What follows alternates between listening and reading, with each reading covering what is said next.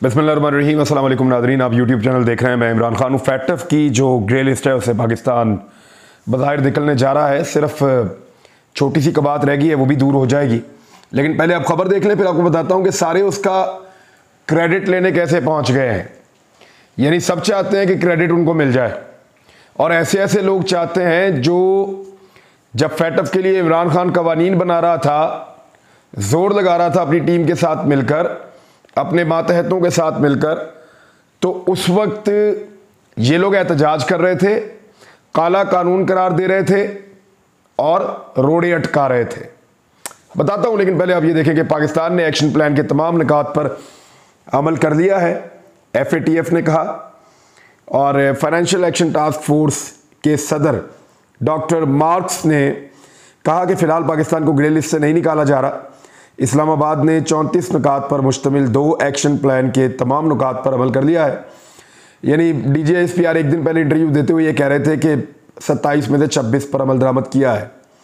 वो एक पहला हिस्सा था जहां 27 में से 26 पे किया था, और पुरानी खबर है। उसके बाद मजीद 7 नुकात दिए गए थे, तो पाकिस्तान ने 34 के 34 के ऊपर अमल कर लिया है, ये फैटफ ने बताया। और ये 2 अलग अलग एक्शन प्लान थे जिन पे पाकिस्तान ने अमल किया है। FATF का 4 रोज़ा इजलास मंगल को जर्मनी में शुरू हुआ। मुख्तलिफ चीज़ों के ऊपर उन्होंने बातचीत की। पाकिस्तान के हवाले से स्पेशली उन्होंने कहा कि पाकिस्तान ने दिए गए अहदाफ मुकम्मल हासिल कर लिए हैं, ये पाकिस्तान की सलामती और इस्तेहकाम के लिए अच्छा होगा। ग्रे लिस्ट से निकलने के लिए तमाम शराइत पूरी कर दी गई हैं। FATF का वफद कोरोना की सूरत हाल देख कर जल्द पाकिस्तान का दौरा करेगा। हमारी टीम दौरा के दौरान तमाम इक़दाम का जायज़ा लेगी। पाकिस्तान ने FATF के 34 नकात पर अमल दरामद कर लिया है। उन्होंने कहा कि रुकन ममालिक जो हैं वो कारकर्दगी अच्छी कर रहे हैं, पाकिस्तान की कारकर्दगी बेहतर थी। पाकिस्तान की तारीफ़ें तो ये पहले भी करते रहे, लेकिन पाकिस्तान को फैटफ में से निकालते नहीं थे। हालांकि बहुत सारे मुल्क ऐसे हैं जिनको जितने टास्क दिए गए उनमें से बहुत थोड़ों पर उन्होंने अमल किया, लेकिन वो वाइट लिस्ट में है। पाकिस्तान ने 90% से ज़्यादा अमल दरामद तो बहुत पहले से किया हुआ था, 95% तक किया हुआ था। फिर भी पाकिस्तान ग्रे लिस्ट में रहा, पाकिस्तान को रखा गया क्योंकि इमरान खान साहब की हमायत में बड़े मुल्क नहीं आ रहे थे। मगरबी ममालिक ख़ास तौर पे अमेरिका नहीं आ रहा था, और अमेरिका के दबाव के अंदर जो ममालिक हैं वो भी नहीं आ रहे थे। तो इसकी वजह से पाकिस्तान बदस्तूर फैटफ की ग्रे लिस्ट में मौजूद था। इमरान खान साहब ने काम मुकम्मल कर दिया हुआ था, ये सब मानते हैं, सबको इस बात का पता है कि उन्होंने काम मुकम्मल कर दिया था, लेकिन अनाउंसमेंट उनकी मौजूदगी में नहीं हो सकता था। वजह यह है कि इमरान खान को दबाकर रखना था और उनके ऊपर एक तलवार लटकानी थी। तो मगरबी दुनिया इमरान खान साहब को इसलिए पसंद नहीं करती थी कि वो आज़ादी की बात करते थे, गुलामी से इनकार करते थे। अब आखिरी रोज़ जब फैटफ का इजलास था तो इसके अंदर चीज़ें क्लियर हो गई हैं। हिना रब्बानी खर ने या जो दीगर पाकिस्तान पीपल्स पार्टी के लोग हैं वो इसके ऊपर खुशी मना रहे हैं। और जो केस का पस मंज़र है वो मैं आपको बताता हूँ कि ये एक्चुअली PMLN के दौर में, मुस्लिम लीग नून के दौर में पाकिस्तान ग्रे लिस्ट में गया था। इमरान खान के दौर के अंदर ये पाकिस्तान को टास्क मिले थे। पाकिस्तान ने इमरान खान के दौर के अंदर इसके ऊपर शानदार काम किया था। शानदार काम करने के बाद पाकिस्तान को यह हक हासिल था कि पाकिस्तान को निकाला जाए, लेकिन नहीं निकाला जाता था, और अब पाकिस्तान को इसमें से निकाल दिया गया है। बहुत सारे टास्क मिले थे पाकिस्तान को। इमरान खान साहब जब जब उसको पूरा करते थे तो मुखालफत होती थी। आज जो लोग बगले बजा रहे हैं ना, खासतौर पे PMLN, पीपल्स पार्टी और दीगर जमातें, जरा इनके आप कारनामे सुने। शर्जील मेमन ने कहा कि ग्रे लिस्ट से निकलने का ऐलान अगर किया जाता है तो इसका पूरा क्रेडिट चेयरमैन बिलावल भुट्टो जरदारी को जाता है। अगर नहीं किया जाता तो फिर किसको जाता है?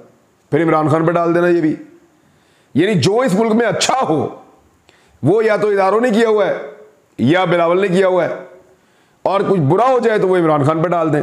वैसे माहौल तो यही चल रहा है।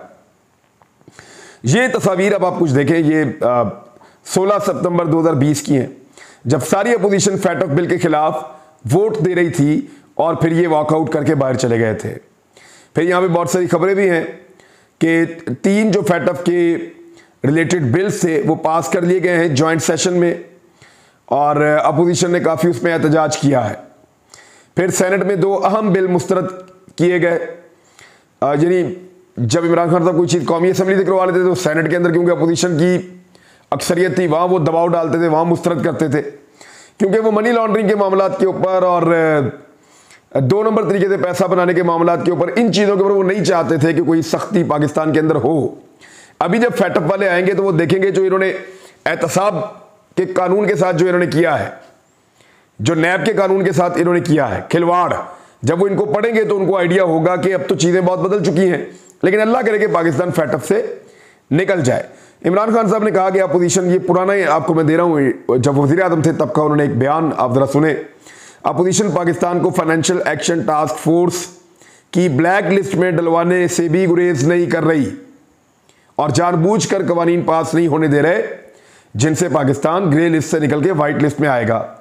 शहबाज शरीफ साहब ने प्रेस कॉन्फ्रेंस की थी जब इमरान खान साहब ने ये बिल पास करवा लिए थे, तो उन्होंने कहा कि ये तो काला कानून है, हम इसको मुस्तरद करते हैं, और ये शदीद तनकीद का उन्होंने निशाना बनाया।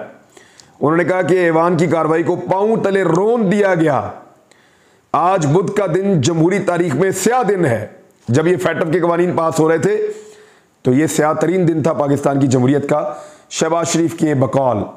लेकिन इस वक्त क्योंकि निकाल दिया गया है और इसमें DGISPR क्रेडिट 2 दिन पहले से ले रहे हैं।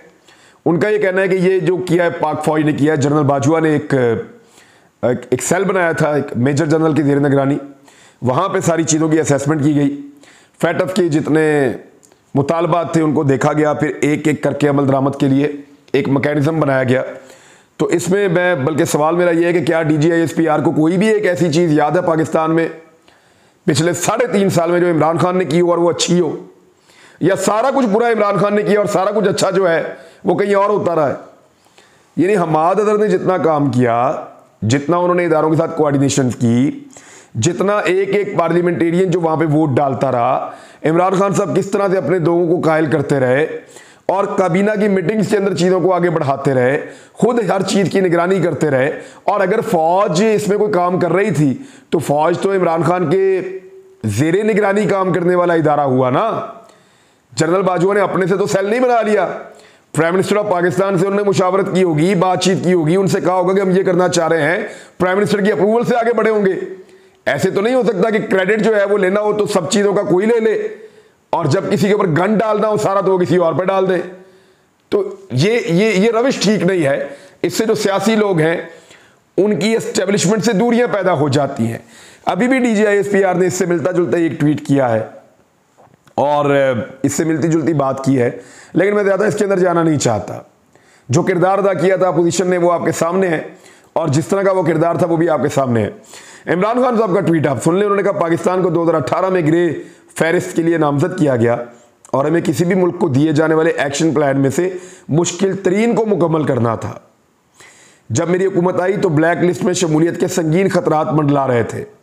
फैटअप की सिफारशात पर अमल दरामद की हमारी तारीख भी साजगार ना थी, पहले भी नहीं होता रहा, लेकिन इसके बावजूद इमरान खान साहब ने कहा कि हमने ये काम किया। मैंने अपने कलीदी वजीर हमाद अजहर की क़यादत में फैटअप राब्ता कोऑर्डिनेशन कमेटी कायम की।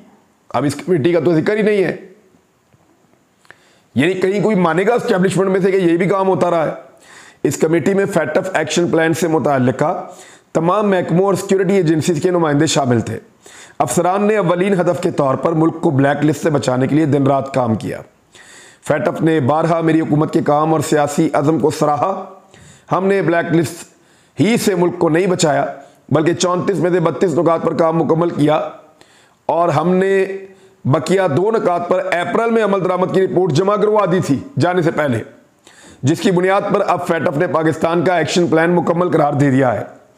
मुझे यकीन है कि एक्शन प्लान पर तकमील शुदा काम की तस्दीक के लिए फैटअप टीम का ज़ाब्ते का दौरा भी कामयाबी से मुकम्मल होगा। हमाद अजहर, उनकी राब्ता कमेटी के अरकान और ये फरीदा सर अंजाम देने वाले अफसरान ने गैर मामूली कारकर्दगी का मुजाहरा किया। पूरे मुल्क को आप पर फख्र है। अब इमरान खान साहब ने जो बात की, उन्होंने अफसरान को भी सराहा, एजेंसी को भी सराहा, लेकिन जो DGISPR बात कर रहे हैं वो सिर्फ आर्मी चीफ की अपने एक उसकी उन्होंने बात की थी इंटरव्यू देते हुए। बहरहाल सब अपनी अपनी ज़बान बोल रहे हैं, सबके अपने अपने फ़ायदे और नुकसान हैं, लेकिन अरशद शरीफ साहब ने बड़ी इंटरेस्टिंग बात बताई। उन्होंने कहा कि फैटअप बयान को पढ़ के पता चलता है कि मनी लॉन्ड्रिंग, कोरोना और दहशतगर्दों को पैसे मिलने के खिलाफ इकदाम 2021 का एक्शन प्लान इमरान खान की हुकूमत में इसलिए मुमकिन हुए क्योंकि तहरीक इंसाफ का सियासी बयानिया यही था। नहीं तो दहशतगर्दों के रस्सागीर और मनी लॉन्डर्स सबको मालूम है कौन है। देखें, गौर करें, इमरान खान साहब खुद मनी लॉन्ड्रिंग के खिलाफ थे, हमेशा से खिलाफ थे, और मनी लॉन्ड्रिंग सबसे बड़ा मसला था। जितने पाकिस्तान की बाकी सारी सियासी जमातें हैं वो मनी लॉन्ड्रिंग के हक में हैं। सिर्फ इमरान खान अकेला था जो मनी लॉन्ड्रिंग के खिलाफ था। क्योंकि वो मनी लॉन्ड्रिंग के खिलाफ था इसलिए वो ये कवानीन पास करवाता चला जा रहा था। और आज जो लोग मनी लॉन्ड्रिंग के खिलाफ थे उनके इदारों के साथ बड़े अच्छे शानदार ताल्लुकात हैं, पॉलिश कर करके उन्होंने इदारों के साथ अच्छे ताल्लुकात बना लिए हैं। और इमरान खान साहब ने खुद कहा कि मुझे हैरत हुई कि जिनसे बात कर रहा था उनके लिए मसला ही नहीं था न्यूट्रल्स के लिए करप्शन या मनी लॉन्ड्रिंग या ये चीज़ें। तो इसका मतलब है कि एक आदमी की नीयत के ऊपर सारा मामला खड़ा हुआ था। और इमरान खान साहब का शुक्रिया अदा करना चाहिए पूरी कौम को। पाकिस्तान फैटअप से निकले या ना निकले, काम तो उन्होंने दबा कर किया है। अब वो आएंगे, आकर देखेंगे क्या करना है, किस तरीके से करना है। लेकिन मजे की बात बताऊं, फौज की तर्जुमानी शेख रशीद करे तो बहुत बुरी बात है, मरियम नवाज करे तो कोई फर्क नहीं पड़ता, फौज उस पर बात ही नहीं करती। फौज के तर्जुमान कह रहा हूं, जब मैं फौज कहता हूं तो तमाम फौज हमारे लिए बड़ी काबिल एहतराम है। इख्तलाफ सिर्फ हम उनसे कर सकते हैं जो तर्जुमानी कर रहे हैं या जो स्टेटमेंट दे रहे हैं उनसे, हम किसी मामले के ऊपर, और ये इख्तलाफ राय पूरी दुनिया में होता है, आप किसी से भी कर सकते हैं। DGISPR के स्टेटमेंट को बाद वक़्त अच्छा कहना और बाद वक़्त ये कहना कि इसमें ये कमी है, ये बतौर सहाफ़ी और तज्ज़ियाकार मेरा हक है, मैं उस हक को इस्तेमाल कर रहा हूँ। लेकिन मरियम नवाज जो है उन्होंने जब तर्जुमानी की फौज की तो उस पर DGISPR को कोई गुस्सा नहीं आया। हामिद मीर अब तर्जुमानी कर रहा है, यानी कैसा वक्त आ गया है, तोबा तोबा, ये वक्त आ गया कि हामिद मीर जो है वो अब तर्जुमानी करेगा फैटअप के मामले पे पाक फौज की, यानी ये सूरत हाल पैदा हो गई है। लेट्स सी इसके ऊपर क्या रद्द-ए-अमल आता है और क्या कहा जाता है और क्या स्टेटमेंट सामने आते हैं। फवाद चौधरी ने इसका जवाब दिया है जो भी अपोजिशन कह रही है फैटअप पे निकलने के हवाले से। वैसे आप भी इन खवातीनों हजरात में से हैं, ये नरबानी खर को कह रहे हैं जिन्होंने फैटअप कानून पर वोट डालने से ये कहकर इनकार कर दिया कि पहले जरदारी और नवाज शरीफ के मनी लॉन्ड्रिंग के केसेस खत्म करें तो हम वोट करेंगे। अब इस तरह की वीडियो बनाते हुए दिल में भी शर्मिंदगी महसूस नहीं होती है आपको क्या?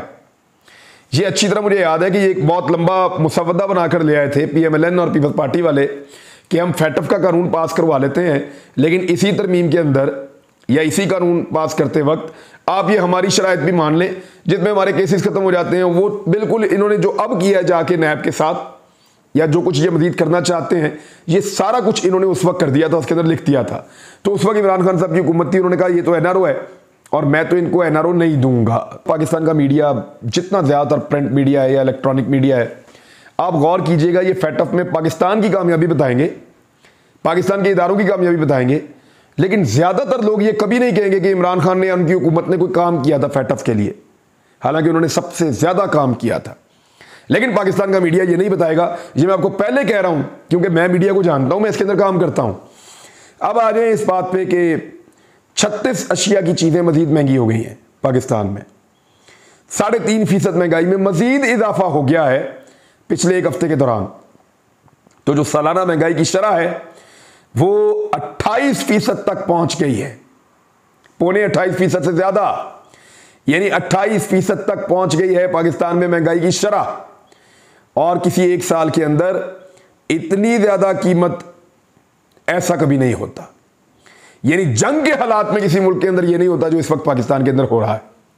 28% तक महंगाई, कीमतें, इन्होंने तनख्वाहें बढ़ाई हैं 15%, सरकारी मुलाजमिन की, वो भी प्राइवेट सेक्टर में तनख्वाहें बढ़ नहीं रही, लोग बेरोजगार हो रहे हैं, कारोबार ठप हो रहा है, मार्केट के अंदर बिल्कुल एक जमूत तारी है, कोई बंदा पैसे निकालने के लिए तैयार नहीं है, मनी सर्कुलेशन रुक चुकी है। और ऐसे में महंगाई में 28% तक का इजाफा ये पाकिस्तान के गरीब को तबाह करके रख देगा।